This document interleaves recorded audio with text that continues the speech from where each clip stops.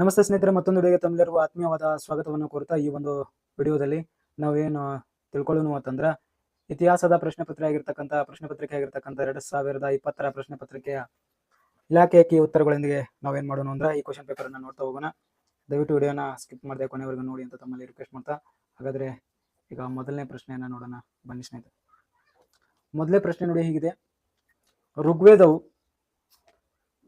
ಸಪ್ತ ಸಿಂಧುವನ್ನ ದೇವ ನಿರ್ಮಿತ ದೇಶ ಎಂದು ಸೂಚಿಸುತ್ತದೆ. ಇದರ ಅರ್ಥವೇನು ಅಂತ ಕೇಳಿದಾರೆ. ಅಂದ್ರೆ ಋಗ್ವೇದ ಕಾಲದಲ್ಲಿ ಬರ್ತಕ್ಕಂತ ದೇವ ನಿರ್ಮಿತ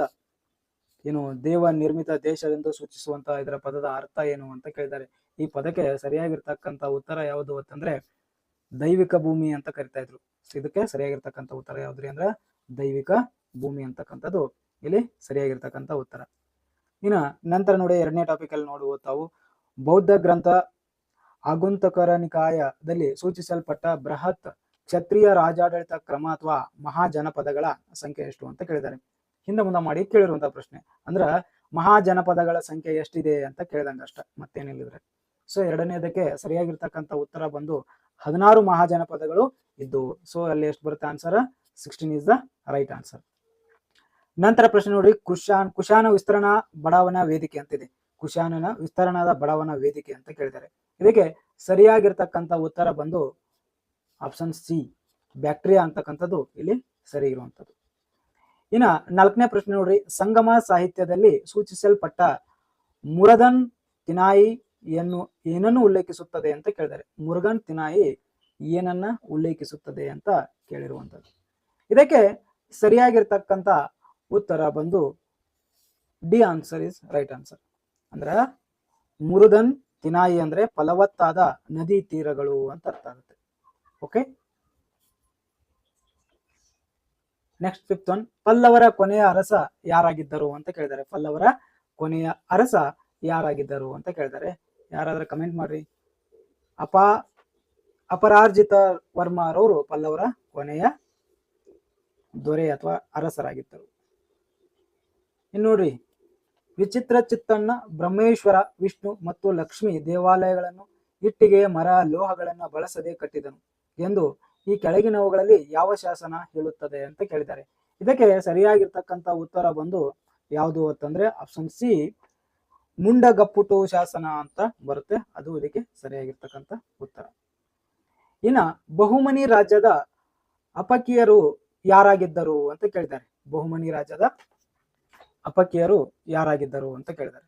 ಇದಕ್ಕೆ ಸರಿಯಾಗಿರ್ತಕ್ಕಂಥ ಉತ್ತರ ಬಂದು options B is the right answer. ಅಂದ್ರೆ ಇರಾನ್, ಟರ್ಕಿ, ಇರಾಕ್, ಅರೇಬಿಯಾ ಇತರ ದೇಶಗಳಿಂದ ಮುಸಲ್ಮಾನರು ವಲಸಿಗರಾಗಿದ್ದರು. ಅವರನ್ನ ಏನಂತ ಕರೀತಾರ?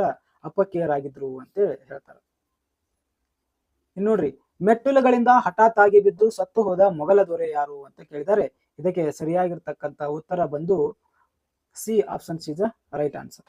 ಹುಮಾಯೂನ್ ನೋಡಿ, ತಮ್ಗಿದು ಗೊತ್ತಿರಲಿ, ಇಲ್ಲಿ ಬಂದಿದೆ ಅಂತ ತಮ್ಗೆ ಹೇಳ್ತಾ ಹೋಗ್ತೀನಿ. ಇಲ್ಲಿ ಹುಮಾಯೂನ್ ನೋಡಿ, ಇಲ್ಲಿ ಇದು ಮೊಘಲರ ಆಡಳಿತ ಅಂತ ಬರುತ್ತೆ.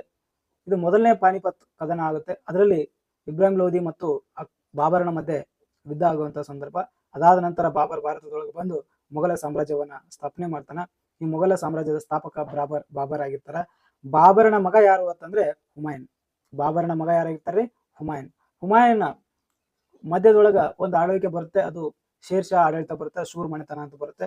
ಈ ಹುಮಾಯೂನ್ ದೀನ್ ಪನ್ನ ಅಂತಕ್ಕಂಥ ಒಂದು ಗ್ರಂಥಾಲಯವನ್ನು ಸ್ಥಾಪನೆ ಮಾಡಿರ್ತಾನೆ. ಆ ಗ್ರಂಥಾಲಯದ ಮೆಟ್ಟಿಲಿಂದ ಇಳಿದು ಬರುವ ಹೊತ್ನ್ಯಾಗ ಹಠಾತ್ ಆಗಿ ಬಿದ್ದು ಮರಣ ಹೊಂದಿರತಕ್ಕಂಥ ವ್ಯಕ್ತಿ ಯಾರು ಅಂತಂದ್ರೆ ಹುಮಾಯೂನ್ ಇರುವಂತದ್ದು.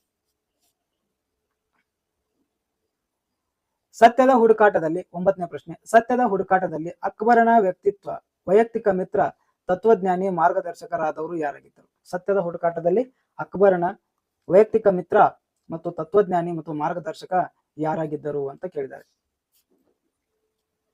ಯಾರಾಗಿದ್ದರು ಹೇಳ್ರಿ? 9ನೇ ಪ್ರಶ್ನೆ. ಶೇಖ್ ಮುಬಾರಕ್ ಅಂತಕ್ಕಂಥವ್ರು ಇವರು ಏನಾಗಿದ್ರು ಅಂತಂದ್ರ ವೈಯಕ್ತಿಕವಾಗಿರ್ತಕ್ಕಂಥ ಮಿತ್ರ ಮತ್ತು ತತ್ವಜ್ಞಾನಿ ಮಾರ್ಗದರ್ಶಕರಾಗಿದ್ರು. ಯಾರಿಗೆ? ಅಕ್ಬರ್ಗೆ. ಅಕ್ಬರ ಯಾರ ಮಗ? ಇವನು ಅಕ್ಬರ, ಹುಮಾಯೂನನ ಮಗ ಅಕ್ಬರ್. ಇನ್ನು ಅಲ್ಲಾವುದ್ದೀನ್ ಖಿಲ್ಜಿಯ ಆಳ್ವಿಕೆಯಲ್ಲಿ ಧಾನ್ಯಗಳ ಮಾರುಕಟ್ಟೆಯನ್ನ ಯಾರು ನಿಯಂತ್ರಿಸುತ್ತಿದ್ದರು? ಕಾಳಸಂತೆಯನ್ನ ಯಾರು ನಿಯಂತ್ರಣ ಮಾಡ್ತಾ ಇದ್ರು ಅಂತ ಕೇಳಿದ್ದಾರೆ. ಇಲ್ಲಿ ನಿಯಂತ್ರಿಸುತ್ತಿದ್ದರು ಅಂತಂದ್ರ ಶಾನ್ ಇ ಮಂಡಿ ಅಂತಕ್ಕಂಥವ್ರು, ಅಂದ್ರ ಅದ್ರ ಹೆಸರಾದ. Okay, 10th. ಮಹಾರಾಷ್ಟ್ರದ ಪ್ರಸಿದ್ಧರಾದ ಇಬ್ಬರು ಸನ್ಯಾಸಿಗಳು ಯಾರು ಅಂತ ಕೇಳ್ತಾರೆ. ಮಹಾರಾಷ್ಟ್ರದ ಪ್ರಸಿದ್ಧ ಇಬ್ಬರು ಸನ್ಯಾಸಿಗಳು ಯಾರಾಗಿದ್ದರು ಅಂತ ಕೇಳಿದ್ದಾರೆ. ಇದಕ್ಕೆ ಉತ್ತರ ಜ್ಞಾನೇಶ್ವರ ಮತ್ತು ಏಕನಾಥ್ ಅಂತಕ್ಕಂಥ. 12ನೇ ಪ್ರಶ್ನೆ ನೋಡ್ರಿ, ಈ ಕೆಳಗಿನವುಗಳಲ್ಲಿ ಯಾವ ಭಕ್ತಿ ಸಂತನ ಪ್ರಕಾರ ಕೃಷ್ಣನು ಒಬ್ಬ ಯೋಗಿ ಮತ್ತು ಪ್ರೇಮಿ ಎಂದು ತಿಳಿಯಲ್ಪಟ್ಟಿದ್ದಾನೆ ಅಂತ ಕೇಳಿದ್ದಾರೆ. ಅಂದ್ರೆ ಕೃಷ್ಣನನ್ನು ಅವ್ರನ್ನ ಏನಂತ ಕರೀತಾರೆ ಅಂತಂದ್ರ ಯೋಗಿ ಮತ್ತು ಪ್ರೇಮಿ ಅಂತ ಹೇಳಿ ತಿಳಿಸಲ್ಪಟ್ಟಿರ್ತಕ್ಕಂಥವ್ರು ಯಾರು ಅಂತ ಕೇಳಿದ್ದಾರೆ. ಮೀರಾಬಾಯಿರವರು ಏನ್ ಹೇಳ್ತಾರ ಅಂತಂದ್ರ ಕೃಷ್ಣನನ್ನ ಯೋಗಿ ಮತ್ತು ಪ್ರೇಮಿ ಅಂತ ಹೇಳಿ ಹೇಳಿರುವಂತದ್ದು. ಭಾರತದ ನಾಗರಿಕ ಸೇವಾ ಪರೀಕ್ಷೆಯನ್ನ ತೆಗೆದುಕೊಳ್ಳುವ ವಯಸ್ಸು 21ರಿಂದ 19ನೇ ವಯಸ್ಸಿಗೆ ಇಳಿಸಬೇಕು ಎಂದು ಸರ್ಕಾರವು ಯಾವ ಇಸವಿಯಲ್ಲಿ ತೀರ್ಮಾನಿಸಲಾಯಿತು ಅಂತ ಕೇಳಿದ್ದಾರೆ. ಇದಕ್ಕೆ ಸರಿಯಾಗಿರ್ತಕ್ಕಂಥ ಉತ್ತರ 1876ರಲ್ಲಿ ಈ ತೀರ್ಮಾನವನ್ನ ಕೈಗೊಳ್ಳಲಾಯಿತು.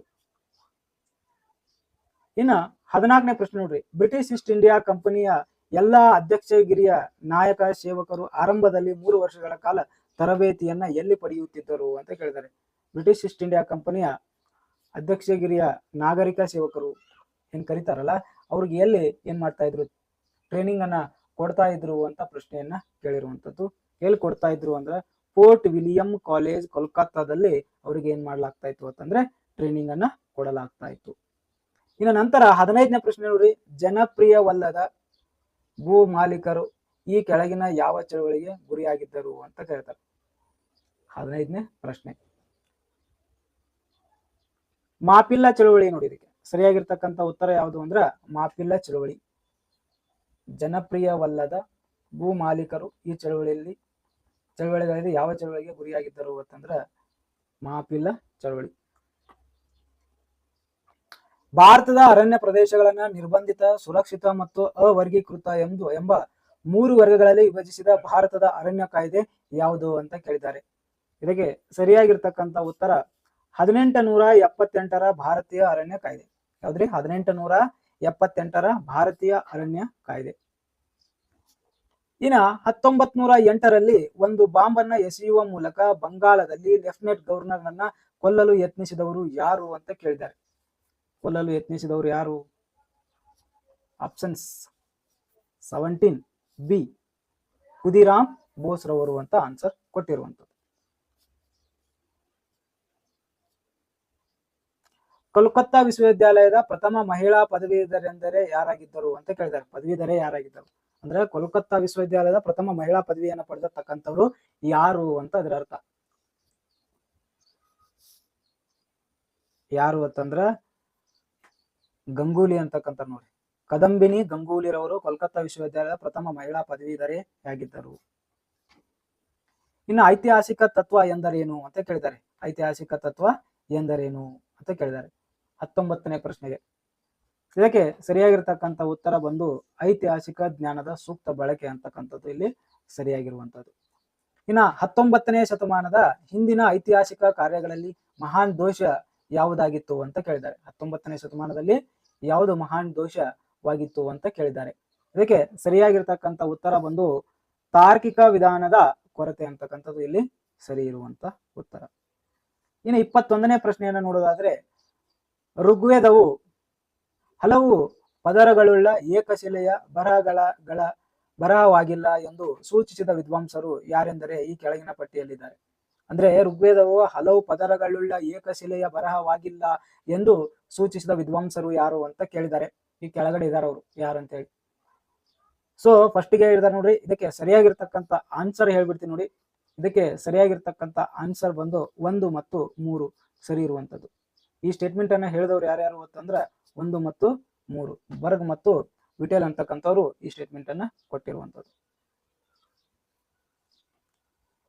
ಇನ್ನು 22ನೇ ಪ್ರಶ್ನೆ ನೋಡ್ರಿ, ನಂತರದ ವೇದ